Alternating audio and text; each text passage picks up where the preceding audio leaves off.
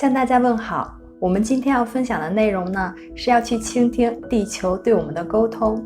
当你们参观古老神圣的地方，那些你们称之为能量区域的地方，你可以体验到有更高意识的电磁场。在那里呢，你可以拿回你千万年之前遗留在那里的东西，重新归自己所有。前往这些地方呢，让自己暴露在那种能量场之下，然后呢，就可以激活自己的个人进化蓝图，从而得以进化。古人们在特定的地方建立了神庙和巨石阵，利用那里所积累的能量和漩涡场。每个神圣的地方都有其特殊之处。英格兰的巨大石阵被用作各种星系，特别是天狼星、昴宿星和大角星的多维度门户。那些石块是按照某一特定的结构来放置的，使用光作为密钥，从而把星际的能量导入地球。因此呢，通过人类和地球的星际链接，就可以实现信息的交换。这样的地方呢，也拥有孕育的能量。夫妻可以在这些地方进行受孕，制造被漩涡点赋予能量特征的生命。其他的地方被设计用来作为日历的广播站，或是读取未来的神谕，去拓展实相。当你进入这些神圣地点的时候，有意识地想象自己的脉轮成为能量的门户，个人的记忆呢也会被打开，从而这些地点也会得以激活。想象力呢是人类所拥有的最伟大的力量。在古代，人们有能力去感知到不同的能量，而且呢，他们可以去利用能量圣地的能量，因为在那里呢，他们可以感受到不同的维度，或者是与其他不同的世界融合在一起。若是你从来没有去过能量圣地，只在自己的后院中打发时光，你也不会错失掉机会。你要有一个激活自己记忆库和集体意识库的意图，以及接触到那些曾经到过这些地方的人带回的文物或者是工艺品的频率。而这些呢，是体验自己对能量觉醒所需要的。自从20世纪80年代初以来呢，英国的麦田圈开始变得非常多，也是在那些地方，至今保留着许多巨石结构，神秘的标记出现了，好像是整个英国乡村的田野中出现了魔法一样。那里与巨石阵和银山的神圣地点同步的校准在一起，这些呢，都被看作是星际调频的地方。这些符号出现的目的呢，是为集体意识而铺路，让集体意识去接受当时看似不可想象的事物。其实呢，并不是只有你如此。当集体意识可以加速觉知到其他生命形式存在的时候呢，这些符号的复杂形式会变得更加明显。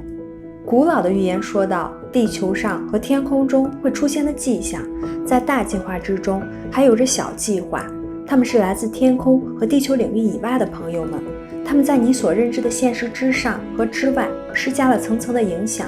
在麦田圈中呢，有多种能量的组合，你看到它们就像是圣光几何在空中舞蹈一样。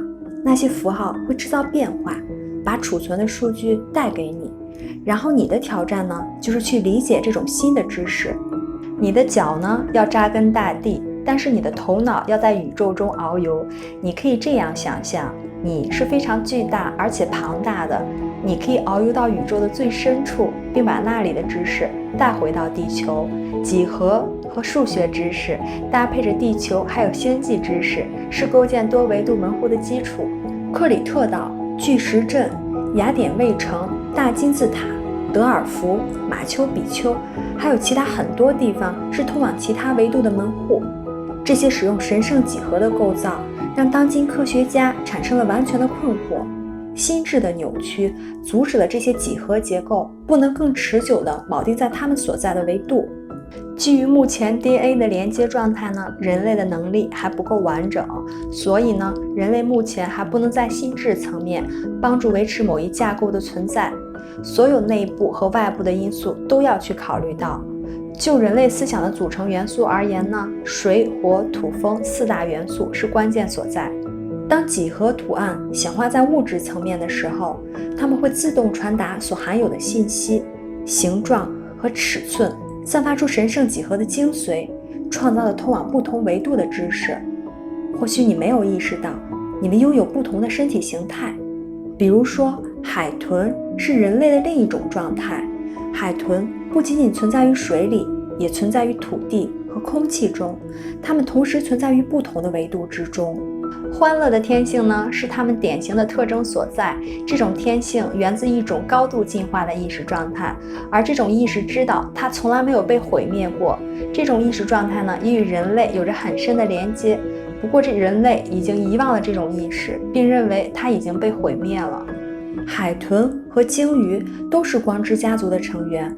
长久以来，它们携带着来自你们某些古代文明的频率。就在亚特兰蒂斯文明灭亡之前，那个时候，海豚被编码，并被给予很多信息，从而呢，那些信息可以以遗传和心电感应的方式保持和传递下去。海豚呢，即便是现在，也在传递着信息给那些人类。地球保留了很多文明的遗迹，从某种角度上来讲，这些文明来自于我们所谓的未来。我们的现在呢，可以从很多方向去固定和影响。一些所谓的我们现今世界的信仰呢，并不是从过去的痕迹，这些是可以从未来构建，然后扭曲植入到我们现在的。看起来呢，就像是很久之前发生的一样。我们被植入的那些人工植入物呢，可以故意扭曲我们对那些看不见的统治者，也就是所谓的神，对他们的理解。如果你的理解力达到某一点的话，你就会意识到物质世界呢，其实是一种象征性的呈现。这样呢，你在物质世界游走的时候就不会迷失，然后呢，很多宏伟的事物就可以再度呈现。在接下来的几年之中呢，你们的地球要经历巨大的变化，这些载有编码信息的远古事物将会重现。在这段时间的终结之时，也就是如玛雅历法所预言的，会出现很多维度的锚定点。那个时候，宇宙存在的奥秘就会被揭露出来，就好像地球在一夜之间突然遍地开花一样。虽然某些部分看上去是被破坏掉了。藏族人呢，可以理解地球上存在的宇宙奥秘。在西藏有一个巨大的能量门户正在开启着，门户储藏着时间的信息，一直到20世纪50年代，藏族人都尽心尽责地守护着这个能量门户。在过去千百年之中，他们的角色是那些穿越门户冒险家的守护者和使者。不过，藏族人与外星人已经合作了很长的时间。那个时候，我们所知道的喜马拉雅山还处在水平面的位置。在西藏的山脉下有巨大的金矿和水晶洞，那里也保存着有暗示了古老文明存在的文物，还包括了很多被保存的肉身。就像埃及人一样，西藏人也喜欢保存肉身，不过呢，他们使用的是一种涉及到黄金的方法。埃及人制作木乃伊的方法呢，其实是包含了亚特兰蒂斯时代的记忆。那个时候，人们知道，如果 DNA 可以保存完好无损的话呢，人类就可以变得年轻或者是重生。黄金呢，可以开启多次元的门户。黄金呢，同时也可以铆定门户，并且带来转变。黄金要比衣服、皇冠、面具和珠宝保存的数量都要多。黄金保存有最高的振动频率，它也是电的最佳导体。当黄金被大量储存或者炼造出来的时候，光之门户就会被开启，进入其他维度的通道就会显化出来。去了解内在和外在的沟通过程呢，是构建一个和平地球的关键所在。你们内在的自我，也就是你们持续的沟通对象，也叫做你的灵魂或者是你的高我。虽然呢，你现在还未能用现在的感知去觉察到它的存在，然而呢，它却具有巨大的影响力。当你内在的觉知增加的时候，就会更容易的去了解其他人，因为对方的存在会以能量的方式体现出来。随着你沟通能力的提高，你能够去阅读能量，从而拓展出用新的方法来阐述它的含义。一种可以让你从传统的理解方式脱离出来的方法呢，就是声音的调和。它是把我们的身体像乐器一样，让声音呢自然的从身体当中发出。声音的调和呢，是释放储存知识的关键所在。它会允许门户的打开，然后让各种的信息涌入你的身体。身处这个信息时代，你们与为自己收集自然的知识源泉背道而驰。你们被洗脑了，你们认为电视是伟大的信息来源。当你把时间花在看电视上的时候，你就损害了自己的意识，以及你的意识所拥有的潜能。你们压制了自己的想象力，也失去了你所拥有的这项最伟大的天赋之一。将来你们会明白的，从几百年前到现在的21世纪，人类受到电视的诱惑而陷入被洗脑的状态，行为也受到支配，变得昏昏欲睡，机体呢也发生了病变。